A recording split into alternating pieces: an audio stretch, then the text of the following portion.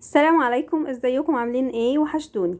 هنعمل مع بعض النهارده نوع سلطه حلو ولذيذ، بينزل يرطب على القلب. انا عن نفسي بحبه جدا. هنعمل مع بعض الكول سلو، مكونات بسيطه. هنشوف هنعمل ايه مع بعض. نزلت كرنب متقطع شرايح، ونزلت عليه بشر جزرتين، ونحط معلقتين عسل حلوين كبار كده. لو العسل مش متاح عندك مفيش مشكله، ممكن تستبدليه بسكر.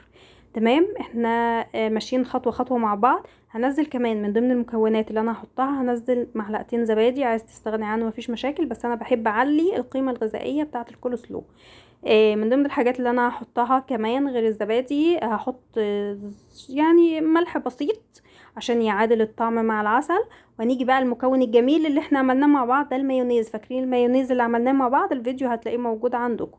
هحط بقى معلقتين 3 4 حلوين كده، انا بحبه يبقى ظاهر فيه قوي وغني جدا، بحسه بدي قوام كريمي كده، بيبقى حلو. احط كمان معلقه خل، وهقلب كل المكونات دي مع بعض. بجد الكول سلو انا بحبه بعشقه. في ناس ما بتحبوش، سبحان الله. ما يعني هي الاكل اذواق عامه. اعمليه في البيت، حاجه نظيفه. انت اللي غاسله كل المكونات بتاعتك، سواء الخضار الكرنب والجزر. مايونيز احنا عملناه في البيت، ما اشتريناهوش باسعار خزعبليه. معرفش يعني الاسعار الناس دي ايه. ممكن تستعمليه جنب وصفات كتير قيمته الغذائية عالية. محطوط فيه المايونيز، احنا عملناه مع بعض، عملناه من لبن وجبنة مثلثات وزيت. طبعا زيت نوع زيت نظيف. القيمة الغذائية بتاعة النوع السلطة ده غني جدا. جربوها يعجبكم ان شاء الله. ما تنسونيش ب...